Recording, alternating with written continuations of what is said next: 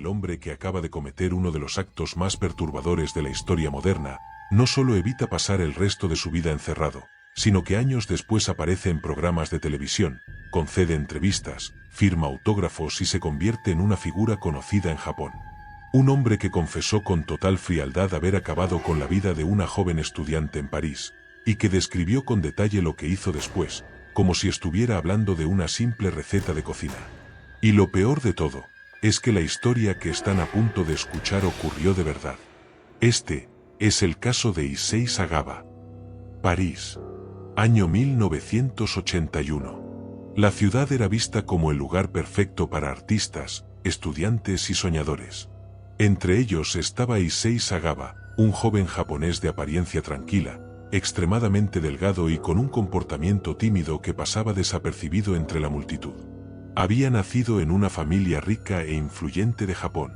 Su padre era un empresario importante, y gracias al dinero familiar, Issei pudo viajar a Europa para estudiar literatura comparada en la prestigiosa Universidad de la Sorbona.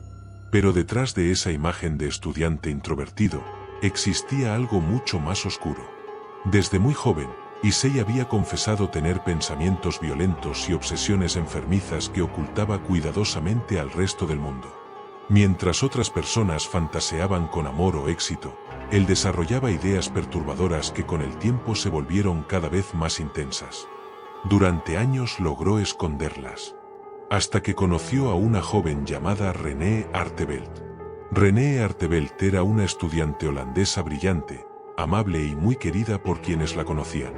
Tenía 25 años, estudiaba en París y hablaba varios idiomas. Muchos la describían como una persona alegre y elegante.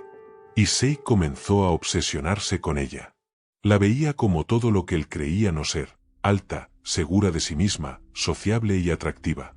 Poco a poco esa admiración se convirtió en una fijación extremadamente peligrosa. Durante semanas planeó acercarse a ella, hasta que un día la invitó a su apartamento con la excusa de practicar alemán juntos para un trabajo universitario.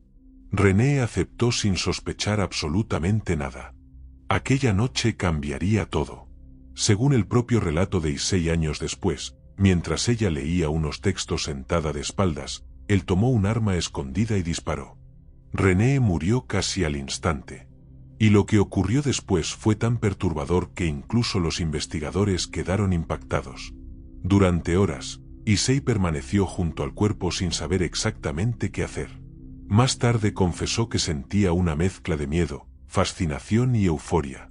Decía que había pasado años imaginando ese momento. En vez de llamar a la policía, comenzó a llevar a cabo las fantasías que había tenido durante tanto tiempo. Los detalles exactos son demasiado extremos incluso para muchos documentales, pero basta decir que realizó actos de canibalismo sobre el cuerpo de la joven durante varios días dentro del apartamento. Lo más inquietante era la tranquilidad con la que describía todo después. Años más tarde hablaba frente a cámaras de televisión como si estuviera recordando cualquier experiencia cotidiana. Sonreía, hacía bromas incómodas y narraba escenas horribles con una frialdad absoluta. Mientras tanto, en el apartamento de París, el olor comenzó a extenderse. Issei intentó deshacerse del cuerpo colocando restos en varias maletas. Su idea era abandonarlas en un lago del Bois de Boulogne, uno de los parques más conocidos de París. Pero algo salió mal. Varios testigos observaron su comportamiento extraño mientras intentaba arrastrar las maletas de noche. Parecía nervioso. Sudaba. Miraba constantemente alrededor. La policía fue avisada. Y poco después, Issei Sagawa fue detenido. Cuando los agentes abrieron las maletas descubrieron una escena que parecía sacada de una pesadilla. El caso explotó inmediatamente en toda Francia. Los periódicos hablaban del monstruo japonés de París. La noticia era tan impactante que rápidamente llegó a Japón y al resto del mundo. Pero aquí es donde esta historia se vuelve todavía más surrealista. Durante los interrogatorios, Issei confesó prácticamente todo. No intentó negarlo. De hecho, parecía dispuesto a explicar cada detalle con absoluta calma.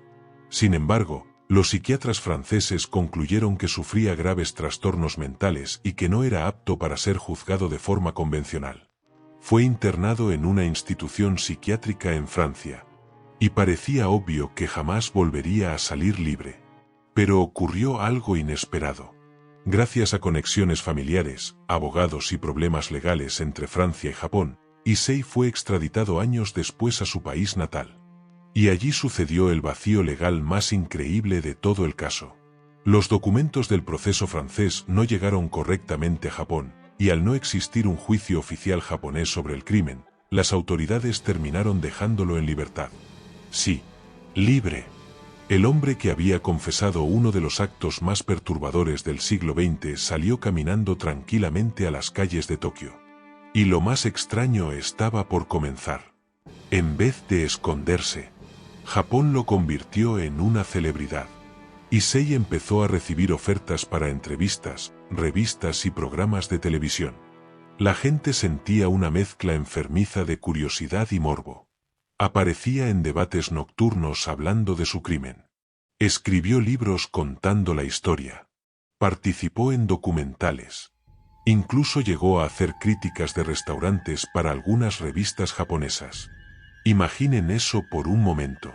Mientras la familia de René seguía destruida por el dolor, el hombre que acabó con su vida aparecía sonriendo frente a cámaras y firmando autógrafos. Muchas personas en Japón quedaron horrorizadas con la situación. Consideraban que los medios estaban glorificando a alguien extremadamente peligroso solo por el impacto mediático del caso. Pero aún así, Issei siguió siendo una figura conocida durante décadas. Y lo más inquietante era escucharlo hablar. En entrevistas decía sentir arrepentimiento, pero segundos después hacía comentarios perturbadores que dejaban claro que su mente seguía siendo completamente diferente a la del resto de personas. Algunos periodistas que lo entrevistaron afirmaban que transmitía una sensación extraña, como si detrás de aquella voz calmada siguiera existiendo algo profundamente oscuro. Con los años, su fama fue desapareciendo poco a poco. Terminó viviendo aislado y dependiendo de ayudas familiares. Su estado físico empeoró muchísimo debido a problemas de salud. Finalmente, en 2022, Issei Sagawa murió en Japón a los 73 años. Pero incluso después de su muerte, el caso sigue siendo uno de los más perturbadores y polémicos de la historia criminal moderna. No solo por el crimen en sí, sino por todo lo que vino después. Porque este caso dejó una pregunta incómoda que mucha gente sigue haciéndose hoy. ¿Cómo es posible que alguien confiese un acto tan brutal y termine convertido en una celebridad? Y quizá lo más aterrador de todo, es pensar que durante años caminó libremente entre miles de personas, mientras el mundo observaba su historia casi como entretenimiento. Un caso real. Una historia imposible de olvidar. Y una de las decisiones judiciales más polémicas jamás vistas. Si quieres más historias reales y perturbadoras como esta, sígueme para no perderte el próximo caso.